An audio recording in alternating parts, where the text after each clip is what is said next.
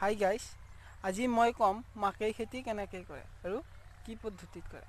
ইয়াৰ আগৰ ভিডিঅ'টোত মই কৈছিলোঁ মাকৈ খেতিত কিমান পৰিমাণে কিমানখিনি সাৰ দিব লাগে। তাৰ আগতে আমি ভিডিঅ'টো আৰম্ভ কৰিলোঁ। Welcome to my channel exams agriculture tips. মাকৈ খেতিত কিমান পৰিমাণে কিমানখিনি সাৰ দিব লাগে আজি মই ক'ম। আজি মই আমাৰ হিচাপত ক'ম আৰু ডিষ্ট্ৰিবিউটৰ হিচাপত, মানে আমি য'ৰ পৰা মালখিনি আনো তেওঁলোকৰ হিচাপত কিমানখিনি দিব লাগে তাৰ ওপৰত মই এটা ভিডিঅ' বনাই আপোনালোকক দেখাম।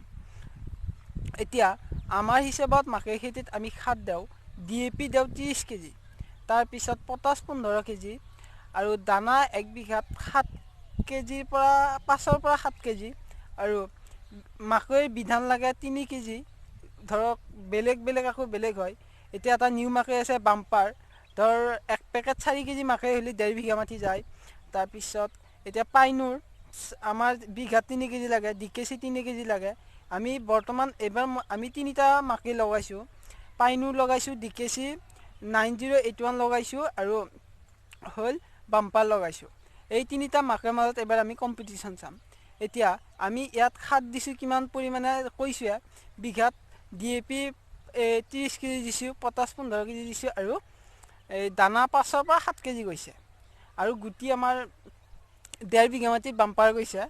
এনেকৈ গোটেইখিনি এনেকুৱাকৈ গৈছে আৰু আমাৰ মাকৈ এতিয়া গজিছে, এয়া এনেকুৱাকৈ গজিছে। এইটো আমাৰ পাইনুৰ মাকৈ হয়।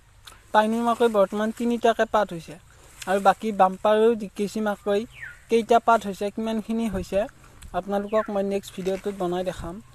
আৰু এইটো পাইনুৰ মাকৈৰ উৎপাদন বোলে বেছি হয় শুনিছোঁ। এইবাৰ নিজে কৰি চাম কিমান পৰিমাণে উৎপাদন। আৰু আমি এই মাকৈ খেতিৰ মাকৈ বা সাৰ আনো সুব্ৰত চৰকাৰৰ দোকানৰ পৰা। তেওঁৰ দোকানখন বিখ্যাত দোকান বুলি ক'ব পাৰি আমাৰ এই চৰ অঞ্চলৰ ভিতৰত, কাৰণ তেওঁ বাকীয়ে হওক কি নগদে হওক ছিজনটো তেওঁৰ দোকানৰ পৰাই সকলোৱে মাল লয় আৰু তেওঁ যিমানখিনি মাল লয় এই পইচা এতিয়া দিব নোৱাৰিলেও কথা নাই। তেওঁক মানে কি বিশ্বাসত, যিখিনি বিশ্বাসী মানুহ আছে আমাৰ ইয়াৰ মানুহখিনি যথেষ্টখিনি মানুহ বিশ্বাস কৰে তেওঁক, আৰু মাকৈখিনি কৰাৰ পিছত তেওঁলোকে মাকৈখিনি দিয়ে। সেইকাৰণে তেওঁ এজন বিখ্যাত ব্যৱসায়ীৰ লগত বিখ্যাত দোকান আছে বুলি ক'ব পাৰি। আমাৰ এই চৰ অঞ্চলত শ বিঘা মাকৈ খেতি হয়। তেওঁৱে বেছিভাগ মাকৈ তেওঁৱে কিনে, আকৌ তেওঁৰ দোকানৰ পৰাই বেছিভাগ মাকৈ মানুহে মাল আনে।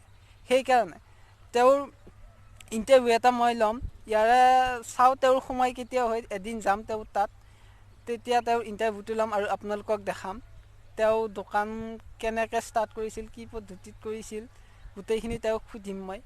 তাৰপিছত যদি ভিডিঅ'টো ভাল লাগিছে লাইক কৰিব, শ্বেয়াৰ কৰিব আৰু মোৰ চেনেলটো ছাবস্ক্ৰাইব কৰি ল'ব।